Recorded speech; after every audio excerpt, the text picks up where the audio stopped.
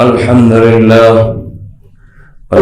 لله وكفى والصلاة والسلام على سيد الرسل وخاتم الأنبياء وعلى آله وأصحابه الأتقياء وبعد فأعوذ بالله من الشيطان الرجيم بسم الله الرحمن الرحيم يا أيها الذين آمنوا كتب عليكم الصيام كما كتب على الذين من قبلكم لعلكم تتقون إن الله وملائكته يصلون على النبي يا أيها الذين آمنوا صلوا عليه وسلموا تسليما اللهم صل على محمد وعلى آل محمد كما صليت على إبراهيم وعلى آل إبراهيم إنك حميد مجيد اللهم بارك على محمد وعلى آل محمد كما باركت على إبراهيم وعلى آل إبراهيم إنك حميد مجيد. محترم حضرات، اللہ تعالیٰ نے مبارک مہینہ جو عنایت فرمایا اس کا مقصد اپنی کتاب میں بتایا. یا ایھا الذین آمنوا کتب علیکم الصیام کما کتب علی الذین من قبلکم لعلکم تتقون. اے ایمان والو، تم پہ روزے فرض کیے گئے ہیں جس طرح تم سے پہلوں پہ روزے فرض کیے گئے تھے. لعلکم تتقون، یہ روزے تمہیں اس لیے رکھوائے جا رہے ہیں تاکہ تم تقوی اختیار کر لو. تقوی کیا ہے؟ جو ہم نے اختیار کرنا ہے. تقوی کیا ہے؟ جس کو ہم نے اس رمضان سے حاصل کرنا ہے. تقوی کیا ہے؟ تقوی اتنی بڑی چیز اور اتنا بڑا عمل ہے کہ اس سے دنیا اور آخرت کے سارے کام بنتے ہیں. تقوی وہ نعمت ہے، تقوی یہ اللہ کا ڈر ہے، یہ اللہ کے خوف کی وہ کیفیت ہے. اس خوف کی کیفیت سے انسان کے اندر ایسی طاقت پیدا ہو جائے، ایسی قوت پیدا ہو جائے. جیسے کہتے ہیں اتنی میرے اندر قوت اور طاقت ہے کہ سردی بھی کچھ نہیں کہتی، گرمی بھی کچھ نہیں کہتی. میرے اندر اتنی طاقت اور قوت ہے، بھوک پیاس بھی کچھ نہیں کہتی. اتنی طاقت قوت ہے کہ 3-4 راتیں جاگوں تو بھی کچھ نہیں ہوتا. اتنی طاقت قوت ہے، یعنی ملکی ملکہ ہوتا ہے. میرے اندر اتنی طاقت ہے کہ میں سمندر کے نیچے تک غوطہ لگاؤں تو کچھ نہیں ہوتا. یہ مختلف طاقتیں، صلاحیتیں انسانوں نے حاصل کی ہوئی ہیں. اللہ تعالیٰ نے فرمایا کہ جو سب سے اصل طاقت اور صلاحیت انسان نے حاصل کرنی ہے وہ تقوی کی ہے. تقوی کیا ہے؟ کہ انسان اللہ کی نافرمانی پہ پوری قدرت رکھتا ہو اور اس پہ اس کے لیے کوئی رکاوٹ نہ ہو. اللہ کا حکم توڑنے کی پوری قدرت رکھتا ہو، اس پہ کوئی رکاوٹ نہ ہو، نہ شرم ہو، نہ آر ہو، نہ دیکھنے والا ہو، نہ کوئی منع کرنے والا ہو. اس کی خواہش بھی بڑی ہو، طلب بھی بڑی ہو، چاہت بھی بڑی ہو. کئی قسم کی خواہشیں ہیں، کئی قسم کے طلبیں ہیں، کئی قسم کی انسان کی ضرورتیں ہیں اور کئی قسم کی باتیں ہیں. حکم بھی مختلف قسم کے ہیں، تعلیمات بھی مختلف قسم کی ہیں، مختلف ہیں اور مختلف مواقع پہ مختلف ہیں. حدود بھی اللہ نے اپنی رکھ دی. ان مواقع پہ انسان اپنی خواہش کے ہوتے ہوئے اور کسی کی رکاوٹ کے نہ ہوتے ہوئے اپنے دل کے اندر اس کی ایسی طاقت اور قوت ہو کہ وہ گناہ سے ہاتھ کھینچ لے، اللہ کی نافرمانی سے رک جائے. یہ ملکہ، یہ قوت اگر اس کے اندر پیدا ہوگی تو یہ تقوی ہے. یہ تقوی ہے. اللہ نے یہ تقوی پیدا کرنے کا حکم دیا. یہ کس کو حکم دیا؟ وَلَقَدْ وَصَّيْنَا الَّذِينَ أُوتُوا الْكِتَابَ مِنْ قَبْلِكُمْ وَإِيَّاكُمْ أَنِ اتَّقُوا اللَّهَ. یہ چھوٹا حکم نہیں ہے، یہ بہت بڑا حکم ہے. فرمایا دیکھو، میں نے جن لوگوں کو کتاب دی تم سے پہلے بھی کتابیں اتاری اور تمہیں بھی خاص طور پہ یہ وصیت کرو. اللہ تعالیٰ فرما رہے ہیں ان اتقوا اللہ، اللہ سے ڈرو، اللہ سے ڈرو. یہ تمہیں وصیت ہے. وَإِن تَكْفُرُوا فَإِنَّ لِلَّهِ مَا فِي السَّمَاوَاتِ وَمَا فِي الْأَرْضِ وَكَانَ اللَّهُ غَنِيًّا حَمِيدًا. اگر تم کفر کرتے ہو، اگر اللہ کا حکم نہیں مانتے ہو، اس کی ناشکری کرتے ہو، انکار کرتے ہو، تو یاد رکھو اس کو تمہاری ضرورت نہیں ہے. فَإِنَّ لِلَّهِ مَا فِي السَّمَاوَاتِ وَمَا فِي الْأَرْضِ. وہ اتنا بڑا ہے کہ جو کچھ آسمانوں میں ہے وہ سب اس کا ہے، جو کچھ زمین میں ہے وہ اس کا ہے. وَكَانَ اللَّهُ غَنِيًّا حَمِيدًا. وہ تو غنی ہے، وہ بے نیاز ہے. تمہارے تقوی کی ضرورت نہیں ہے، تمہاری بندگی کی ضرورت نہیں ہے. حمیدہ، وہ تعریف والا ہے. تمہاری تسبیح کی، عبادت کی، دعاؤں کی اس کی ضرورت نہیں ہے. تم اس کی تعریف کرو یا نہ کرو، وہ خود تعریف والا ہے. حمیدہ. اس لیے فرمایا اس لیے ایسی ذات سے تو ڈرنا ہی چاہیے انسان کے۔ اللہ تعالیٰ نے اپنی کتاب میں جا بجا فرمایا وَاتَّقُوا يَوْمًا تُرْجَعُونَ فِيهِ إِلَى اللَّهِ۔ یہ چھوٹی چیز نہیں ہے جو ہمیں رمضان کے روزوں سے دی جا رہی ہے، یہ تقوی چھوٹی چیز نہیں ہے۔ فرمایا وَاتَّقُوا يَوْمًا تُرْجَعُونَ فِيهِ إِلَى اللَّهِ ثُمَّ تُوَفَّى كُلُّ نَفْسٍ مَا كَسَبَتْ وَهُمْ لَا يُظْلَمُونَ۔ اے لوگو ڈرو اس دن سے جس دن تم نے اللہ کی طرف لوٹ کے جانا ہے، جس دن تم نے اللہ کی طرف لوٹ کے جانا ہے۔ میرے دوستو، میں نے اور آپ نے، ہر ایک نے اللہ کی طرف لوٹ کے جانا ہے۔ کوئی نہیں انکار کر سکتا کہ اس نے اللہ کی طرف لوٹ کے نہیں جانا۔ جب میں نے بھی جانا ہے، آپ نے بھی جانا ہے۔ کوئی سننے والا، دیکھنے والا، بیٹھنے والا ایسا نہیں جو کہہ سکے کہ میں نے اللہ کی طرف لوٹ کے جانا نہیں، سب نے جانا ہے۔ ثم توفى كل نفس ما كسبت وهم لا يظلمون۔ فرمایا پھر ہر ایک کو اس کے عمل کا پورا بدلہ دیا جائے گا، اس پہ ظلم نہیں کیا جائے گا۔ جتنے لوگ ہیں، سن رہے ہیں، سنیں گے، دیکھ رہے ہیں، ابھی بیٹھے ہیں، جن تک بات پہنچے گی وہ ذرا غور کریں۔ ان کا جو بھی نام ہے، کسی کا نام جہانگیر، کسی کا نام خالد، کسی کا نام انور، کسی کا نام صدیق، کسی کا نام کچھ اور، کسی کا نام کچھ اور، سارے بندے، میں اپنا نام، آپ، ہر ایک ذرا غور کریں۔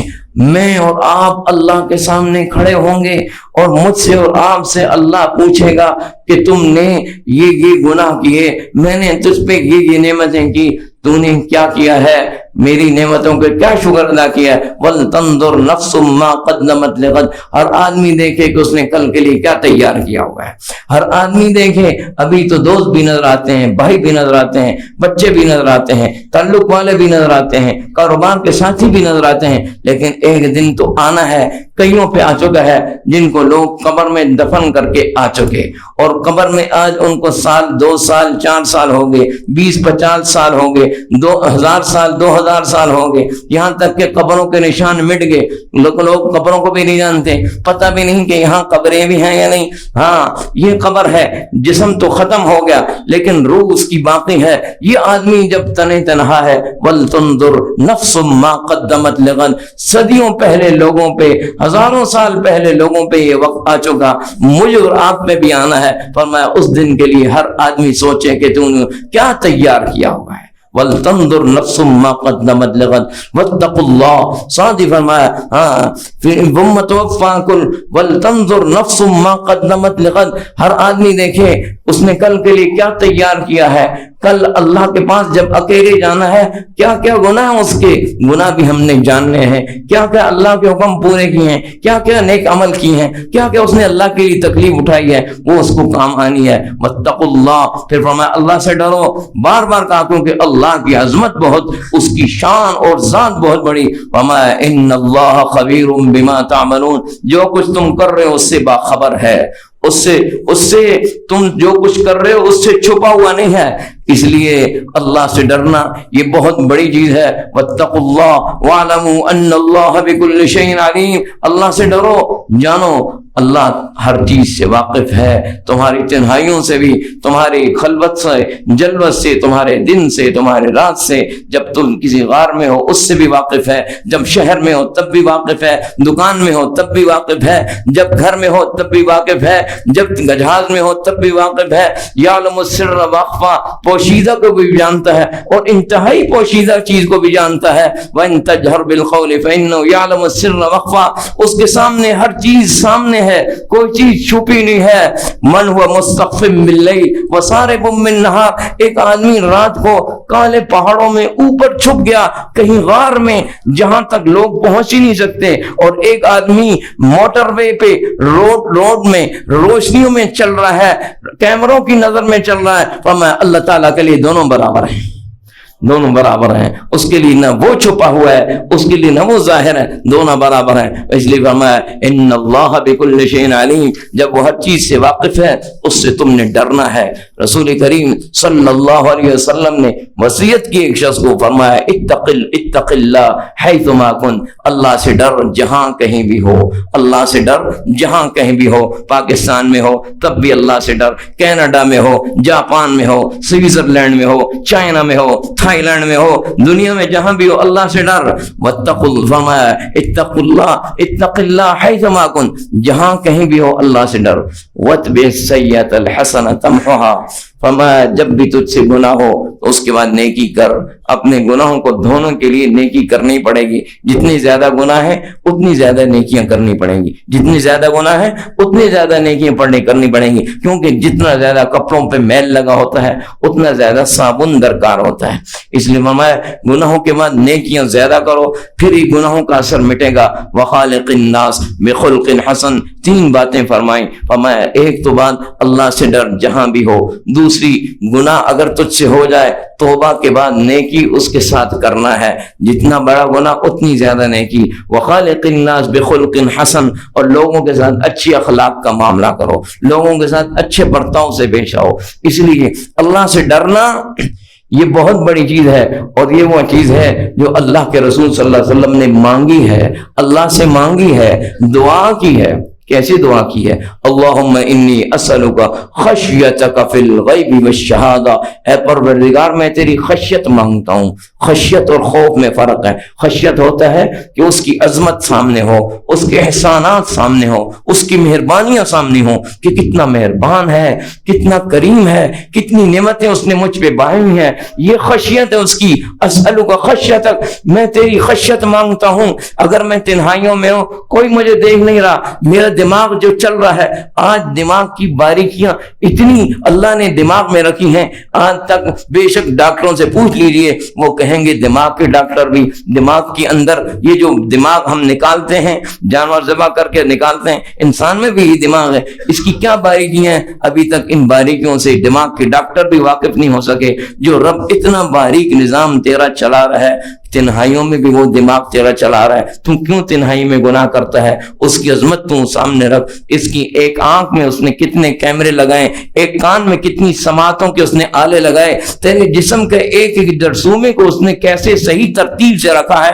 کتنا بڑا محسن ہے۔ یہ سب چیزیں اگر میڈیکل سائنس میں پڑھیں آپ کو سب پتہ چل جائیں گی، کتنا اللہ نے مضبوط اور محکم نظام انسان کے اندر رکھا ہے۔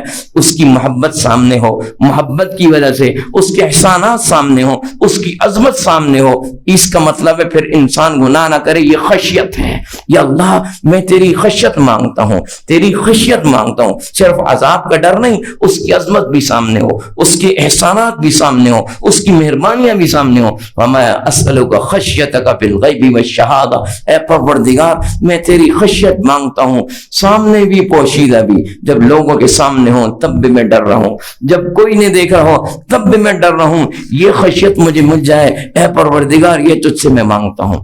رسول کریم صلی اللہ علیہ وسلم ایک مرتبہ وصیت کر رہے ہیں، صحابہ نے عرض کی یا رسول اللہ کانہا موعظہ مودع، ہمیں لگتا ہے کہ آپ شاید زندگی کی آخری وصیت کر رہے ہیں، اتنی اہم باتیں، اتنی اہم نصیحتیں کر رہے ہیں، تو آپ ہمیں کوئی خاص وصیت فرما دیں، آپ ہمیں کوئی خاص وصیت فرما دیں۔ لگتا ہے کہ شاید یہ زندگی کی آخری آپ کی وصیت ہے، اس لیے ہمیں کوئی خاص وصیت فرما دیں۔ تو آپ نے صحابہ کے مطالبے پہ کیا خاص وصیت کی؟ وہ سننا ہے اور سوچنا ہے۔ اس کا مطلب ہے وہ وصیت ایسی ہے جو سارے کاموں کی جڑ و بنیاد ہے۔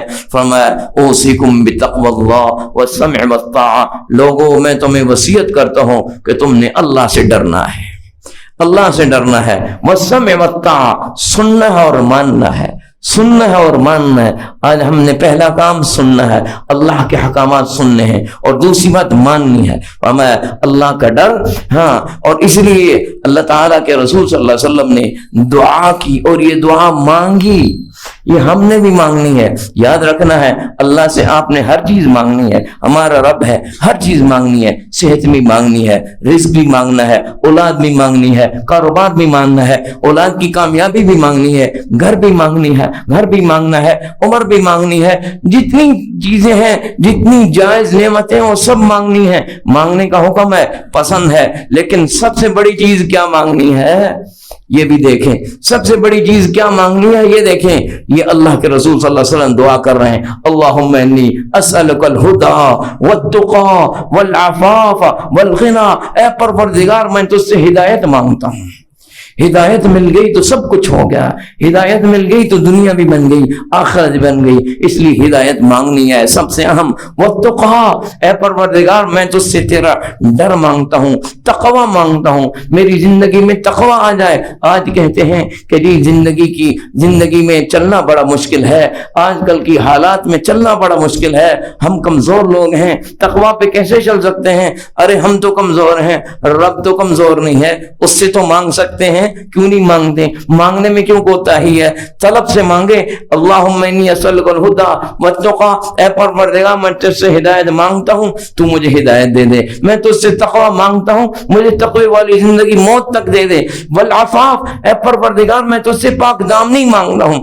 آج کے دن میں, آج کے ایام میں, ان دنوں میں بے حیائی, نافرمانی, فواحش اور گناہ جگہ جگہ پہ دستک دے رہی ہے, بلا رہا ہے اپنی طرف. اتنی روست راستے اور اتنے مواقع اور اتنی گناہوں کی چمک اور کشش موجود اور پیدا کی جا رہی ہے, یہ اور بڑھتی جائے گی جو جو قرب قیامت آئے گا. اللہ سے پاک دامنی مانگنی ہے کہ اللہ تو مجھے پاک دامن بنا دے.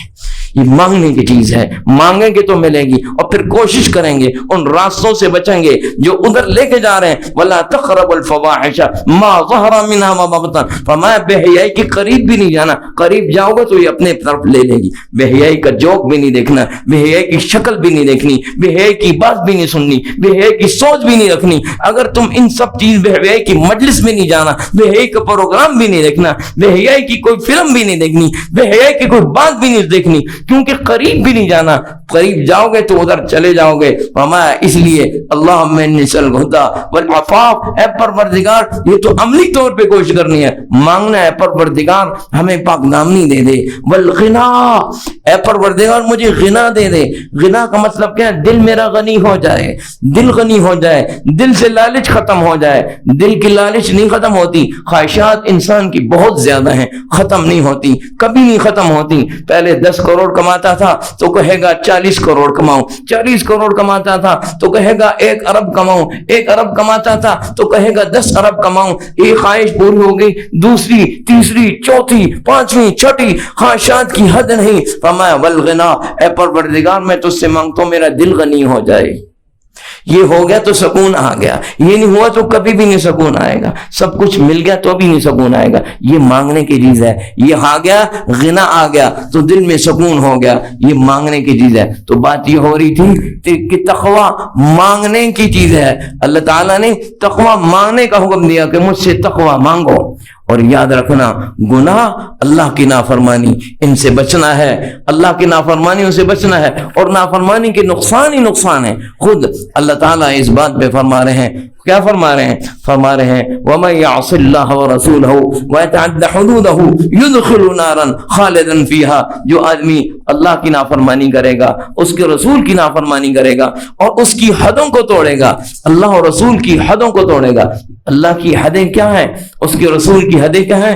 زندگی کی بہت سارے معاملات ہیں, اللہ نے حدود رکھی ہیں. خرید و فروخت میں بھی, آپ نے گھر کے معاملات میں بھی, اور لوگوں کے ساتھ معاملات میں بھی, حکومت کے معاملات میں بھی, قانون کے معاملات میں بھی, سیاست کے معاملات میں بھی, گھر کے معاملات میں بھی, تمام معاملات میں اللہ نے حدیں رکھی ہیں. تلک حدود اللہ, یہ حد ہمیں کیسے پتہ چلے گی؟ یہ حدیں اللہ نے رکھی ہیں, بڑے واضح حدیں ہیں. اور یہ جو اللہ کی حدیں ہیں یہ واضح ہیں. ان میں ہم نے ان کو جاننا ہے اور ان پہ قائم رہنا ہے. تلک حدود اللہ فلا تعتدوها، فرمایا یہ اللہ کی حدیں، ان سے آگے مت بڑھو. اللہ کی حدیں آگے مت بڑھو. یہ اللہ کی حدیں بیان ہوئی ہیں. یا تو ہم خود دین کا علم سیکھ لیں پورے طریقے سے، ادھورا نہیں، پورے طریقے سے، یا تو ہم خود ڈاکٹر بن جائیں پورے طریقے سے. اگر نہیں ڈاکٹر پوری طریقے سے بنتے تو پھر دل کے ڈاکٹر کے پاس جائیں، وہ کہے یہ چیز تم چھوڑ دو تو چھوڑنی پڑے گی. چھوڑنی پڑے گی کہ نہیں؟ ہاں پھر چھوڑنی پڑے گی. معدے کے ڈاکٹر کے پاس جائیں، وہ کہے یہ چیز چھوڑ دو تو چھوڑنی پڑے گی. سوال نہیں کریں گے کیونکہ وہ اس چیز کا ماہر ہے. سمجھ میں آ گئی؟ یا تو ہم خود دین کا علم سیکھیں، اپنے کاروبار چھوڑ دیں، ملازمت چھوڑ دیں، اپنی زندگی اس میں لگائیں. اگر نہیں آپ لگا رہے تو پھر جن کے پاس دین کا علم اللہ نے دیا ہے، جنہوں نے اپنے آپ کو وقف کیا ہے، وہ جب کہہ دیں یہ حرام ہے تو اس کو حرام سمجھیں. یہ سمجھیں اللہ کی حد ہے. یہ کیا ہے؟ اللہ کی حد ہے. اس لیے ان باتوں پہ نہیں جانا. یہ آج لوگوں میں کنفیوژن پیدا کی جا رہی ہے کہ جی آج تو علماء دین کو بدل دیا ہے، دین کی صورت ہی بدل دی ہے، دین تو ایسا نہیں تھا، دین کو غلط پیش کیا جا رہا ہے. یہ لوگوں کو کنفیوز کیا جا رہا ہے. ہاں یاد رکھنا اللہ نے دین قیامت تک محفوظ رکھا ہے اور دین بتانے والے بھی قیامت تک رہیں گے. ہاں وہ نہیں جو میڈیا پہ بیٹھے ہیں، وہ جو علماء جن کے پاس علم ہے، جن کے علم پہ تقوی پہ دین والوں کا، علم والوں کا اعتماد ہے، ان کو آپ اپنائیں، ان سے پوچھیں. اگر وہ کہہ دیں یہ حلال ہے تو حلال ہے، وہ کہہ دیں حرام ہے تو حرام ہے. ہم اس سے زیادہ کے مکلف نہیں ہیں. یاد رکھنا پھر حرام کو حلال کرنے کی کوشش نہیں کرنا کہ فلاں تو یہ کہتا ہے جی، فلاں تو یہ کہتا ہے جی، نیٹ پہ میں نے دیکھ لیا جی، فلاں کی ویڈیو دیکھ لی ہے. یہ راستے ڈھونڈنے والی باتیں ہیں، یہ بات نہیں ہے. یہ شک و شبے والے راستے چھوڑ دیں. یہ دین تلک حدود اللہ فلا تعتدوها، اللہ کی حدوں سے آگے مت بڑھو. ہاں یاد رکھو قیامت تک علماء ربانیین ہوتے رہیں گے، دین کی مسائل بتانے والے ہوتے رہیں گے، تاکہ قیامت کے دن کوئی یہ نہ کہے کہ مجھے دین کا مسئلہ بتانے والا نہیں تھا، حلال حرام بتانے والا نہیں تھا. ان کو ڈھونڈنا پڑے گا، ان کو ڈھونڈنا پڑے گا. نیٹ پہ آپ اپنے دل کا علاج نہیں کرواتے، نیٹ پہ بیٹھ کے دماغ کا علاج نہیں کرواتے. ماہر ڈاکٹروں کے پاس جاتے ہیں، ہسپتالوں میں جاتے ہیں، ایڈمٹ ہوتے ہیں. اسی طرح دین کے لیے علماء ربانیین کو تلاش کریں، ان کی صحبت میں بیٹھیں جو حلال. پھر یہ اللہ یہ آج کیونکہ دلوں میں یہ ٹیڑھ پیدا کیا جا رہا ہے، اس سے زیادہ فتنے آئیں گے. لوگ نام تو دین کا لے رہے ہوں گے لیکن بے دینی میں ہوں گے. نام تو دین کا ہوگا لیکن بے دینی میں ہوں گے. امام سیوطی رحمت اللہ علیہ بہت بڑے عالم اور بہت بڑے ولی، آپ کو رسول کریم صلی اللہ علیہ وسلم کی کئی مرتبہ زیارت ہوئی، اتنی دفعہ ہوئی کہ شمار نہیں، کئی دفعہ زیارت ہوئی.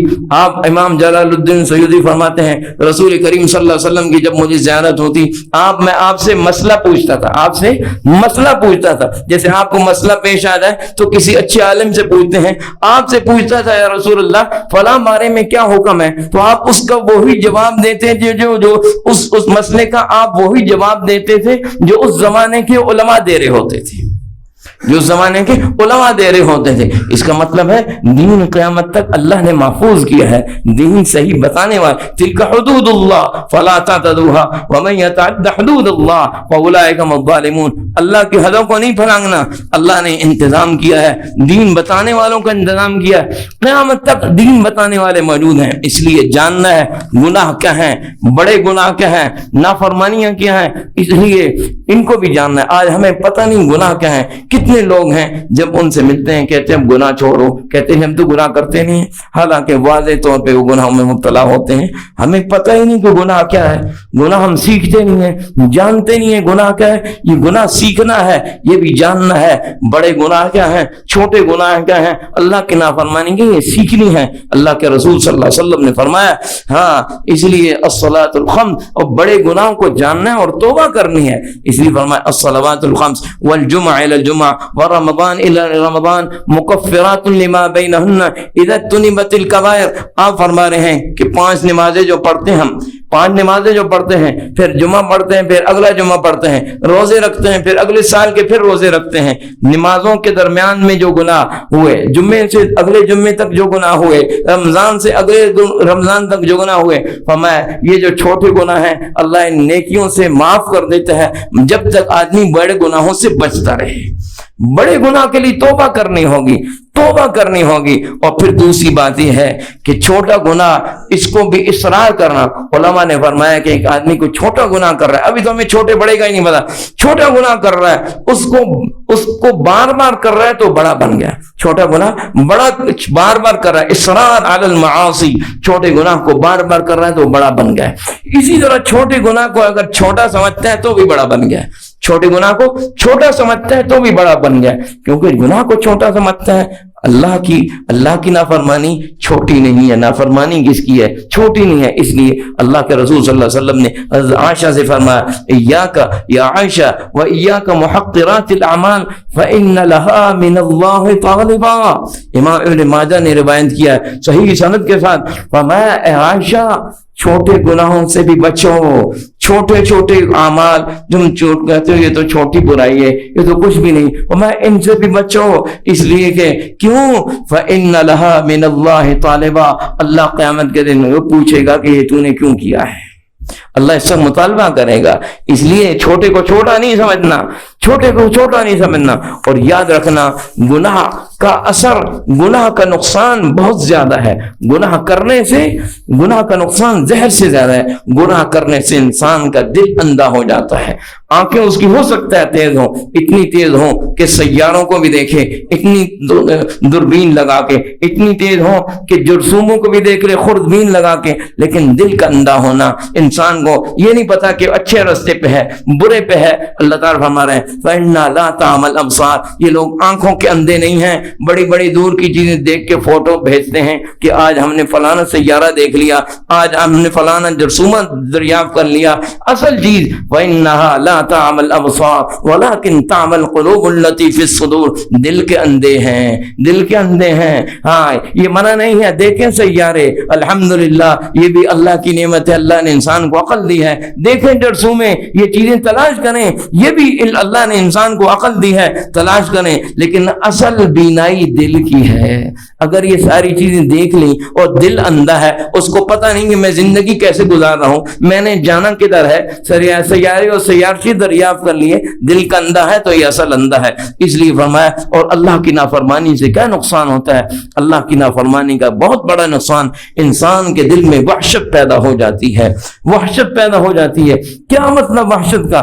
کہ انسان اپنے گناہ کرنے کے بعد اپنے آپ کو اللہ سے دور سمجھتا ہے، اللہ سے دور سمجھتا ہے۔ یہ بندے اور رب کے درمیان گناہ وحشت پیدا کر دیتا ہے، رب سے دوری پیدا ہو جاتی ہے۔ بہت بڑا نقصان ہے جو میرا اور آپ کا رب اور مالک و خالق ہے وحشت ہو جائے۔ آج ہم کہیں ملازمت کر رہے ہوں، ہم یہ نہیں پسند کرتے کہ ہمارا باس ہم سے دور ہو جائے یا ہم اس سے دور ہو جائیں۔ رب العالمین جو ہمارا رب، ہمارا مالک و خالق، جس کے پاس لوٹ کے جانا ہے، جس سے سارے کام ہمارے بنتے اور بناتا ہے، وہ سے اور ہمارے درمیان وحشت پیدا ہو جائے، دوری پیدا ہو جائے تو کتنا بڑا نقصان ہے۔ یہ گناہ کا بڑا نقصان ہے۔ اور ایک گناہ کا یہ بھی نقصان ہے کہ جو ہدایت کا رستہ بتانے والے ہیں، جو اللہ کا رستہ بتانے والے ہیں، ان سے بھی وحشت ہو جاتی ہے۔ یہ بات علماء رب سلف نے بیان کی ہے کہ جب انسان گناہ کرتا ہے تو جو ہدایت کا رستہ بتانے والے ہیں وہ اچھے نہیں لگتے، وہ برے لگتے ہیں، اس کی نگاہ میں چھوٹے ہوتے ہیں، وہ معمولی آدمی ہوتے ہیں، وہ حقیر لوگ ہوتے ہیں، ان سے نفرت ہوتی ہے۔ جو برائی کا گناہ کا رستہ بتانے والے تھے، میں تجھے برائی کرواتا ہوں، میں تجھے برائی کا رستہ بتاتا ہوں۔ جو ظلم میں مدد کرنے والے ہوتے ہیں، جو حرام کموا کے دینے والے ہوتے ہیں، وہ بڑے اچھے لگتے ہیں، ان پہ جان چھڑکتا ہے، ان کی عظمت ہوتی ہے، ان کے لیے بچ جاتا ہے۔ اور ہدایت کا رستہ بتانے والے، اس سے نفرت ہو جاتی ہے، یہ گناہ کی سزا ملتی ہے۔ اس لیے اور یاد رکھنا، گناہ کرنے سے انسان کے معاملات بگڑتے ہیں، معاملات بگڑتے ہیں، ہر چیز بگڑتے ہیں۔ اس لیے بعض سلف نے فرمایا وَإِنِّي لَأَصَلُّ، میں نے جب اللہ کی نافرمانی کی، فَارَى ذَلِكَ فِي خُلُقِ دَابَّتِي وَامْرَأَتِي، میں نے جب اللہ کی نافرمانی دیکھی تو دیکھا کہ میری سواری بدکنا شروع ہوگی، میں نے دیکھا کہ بیوی نافرمان ہونا شروع ہوگی۔ یعنی اللہ کی نافرمانی کا اثر میں نے اپنی سواری میں دیکھا۔ ایک زمانے میں لوگ گھوڑوں پہ سوار ہوتے تھے، اور میں نے جب اللہ کی نافرمانی کی تو گھوڑا میرا بدکنا شروع ہو گیا۔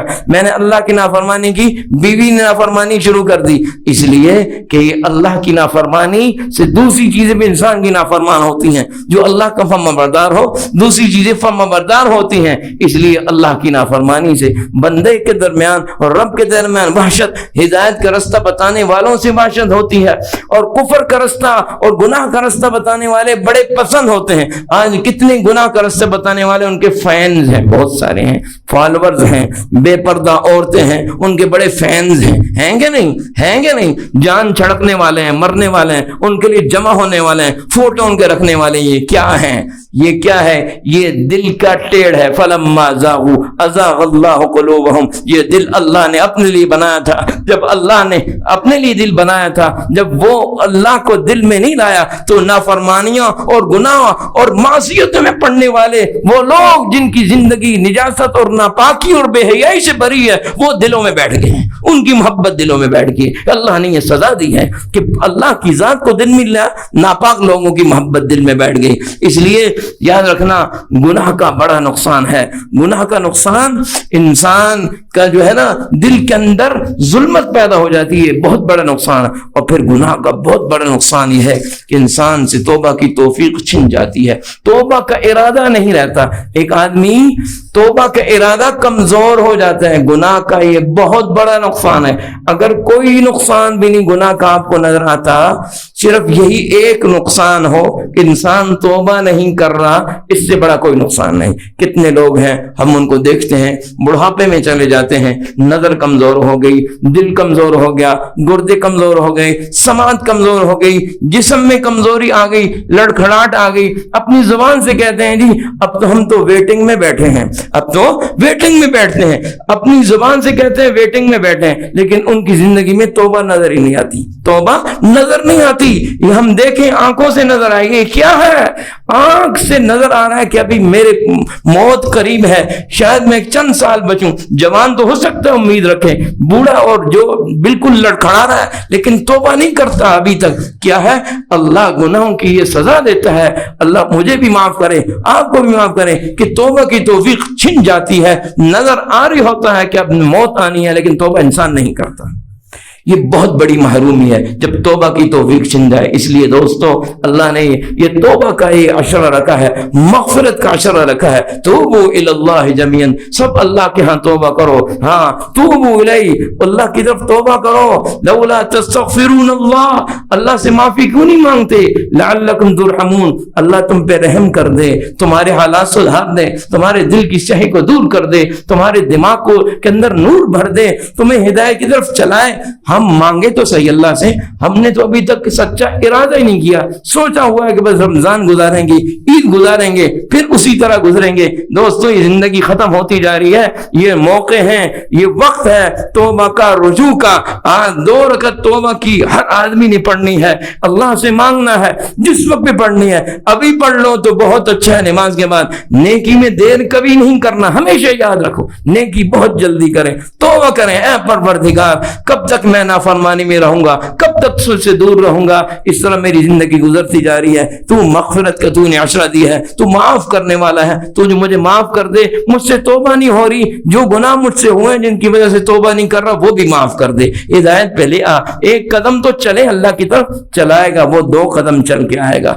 چلے تو صحیح اس کی طرف، گریں گے رب ہمیں اٹھا لے گا، خود چلائے گا۔ وہ چاہتا ہے ہدایت پہ آؤ، وہ چاہتا ہے ایمان پہ آؤ، وہ چاہتا ہے ناکامی سے بچ جاؤ۔ ہم کیوں نہیں واپس آ رہے؟ میرے دوستو توبہ کرنا ہے آج، اور اللہ تعالیٰ سے ایسی ہدایت اور توبہ اور تقوی مانگنی ہے کہ موت تک یہ قائم رہے۔ اللہ تعالیٰ